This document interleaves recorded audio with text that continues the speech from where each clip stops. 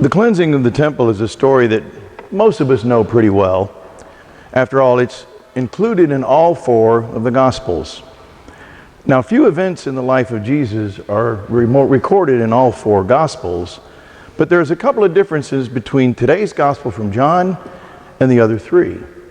In Matthew, Mark, and Luke, the cleansing of the temple takes place right before the Passion and death of Jesus during Holy Week. In fact, it's widely thought that this event was the tipping point for the Jewish leaders.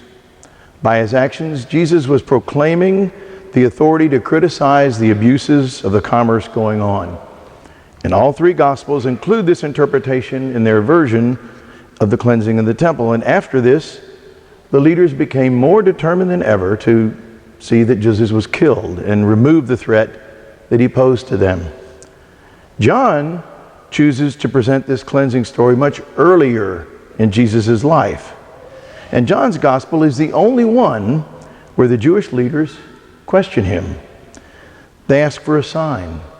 In the New Testament, a sign was a miracle. What miracle proves his authority to be cleansing the temple in this way? Jesus gives them this short but meaningful answer. Destroy this temple, and in 3 days I will raise it up.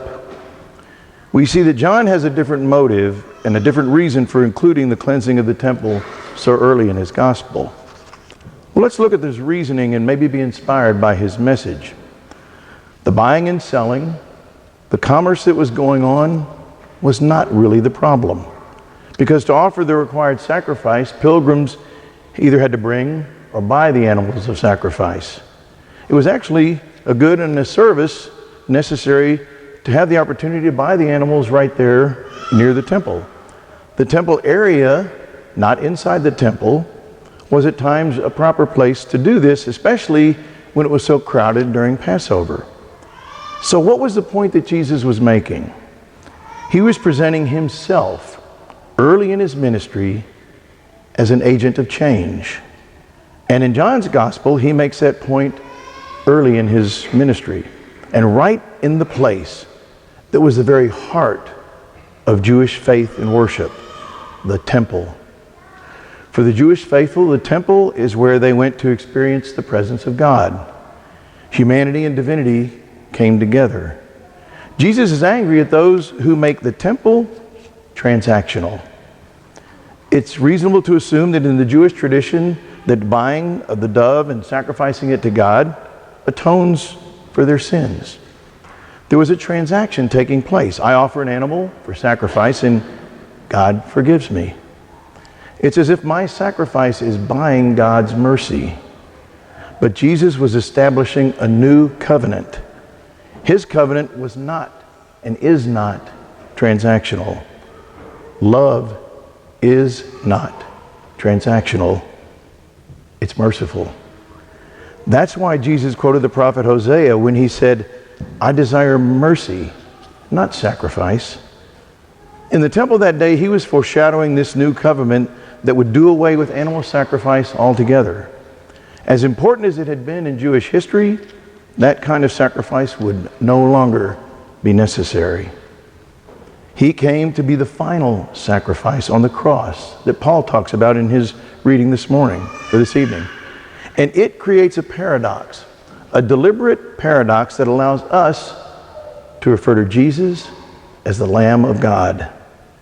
It's that final sacrifice we are moving towards during Lent, as Holy Week, his passion, death, and resurrection approach. This brings us to the second foreshadowing that takes place in our gospel. The sign or the miracle that Jesus was asked about, it was to offer another paradox. Jesus is the new temple. Jesus himself is the presence of God. Being fully human and fully divine, he's the place where humanity and divinity come together. And he was making that point with his prediction that he would raise up the destroyed temple in just 3 days. The temple of his body, destroyed by the crucifixion, is glorified by his resurrection 3 days later. This is a foreshadowing that neither the Jews nor his disciples could understand at the time. But as we hear in John's gospel, which was the last one written, they did put the pieces of the puzzle together.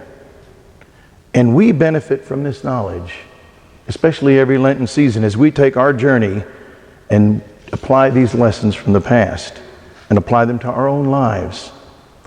What are some of the messages that you and I adopt in our own life? In today's gospel, Jesus predicts the outcome of his life. He is who he says he is. And as the only Son of God, he has done the Father's will. We have no need to make transactional sacrifices for our salvation. That's been accomplished. That type of sacrifice is over. Jesus won that battle on the cross. He's the warrior who emptied himself for us.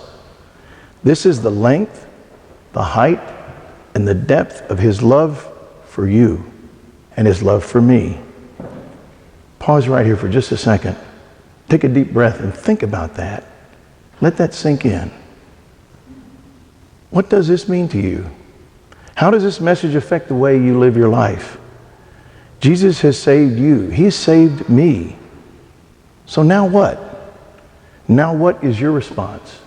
And what should be my response? Lent is this perfect time, the perfect season to answer that question by our fasting, almsgiving, and prayer.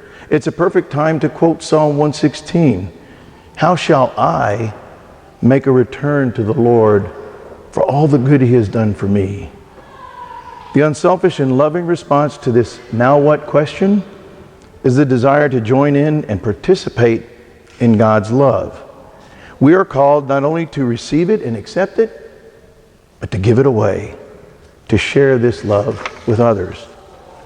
His gift of love freely given to us is not to be hoarded, but to be given away. And then as soon as we give it away, we're filled up again by another abundance of his love. Exactly how we give it away is different in each of our lives. And it's a question that we should ask God. His answer will be different. Do you want to know a way to find out what his answer might be? You must be willing first to ask and be attentive and listen. Here's a suggestion. In a few minutes, as you and I receive Jesus in the Eucharist, Holy Communion, we can simply ask him, Jesus, I surrender myself to you to participate in your gift of salvation, your gift of love. Show me, Lord, what do you have in mind? And then just listen.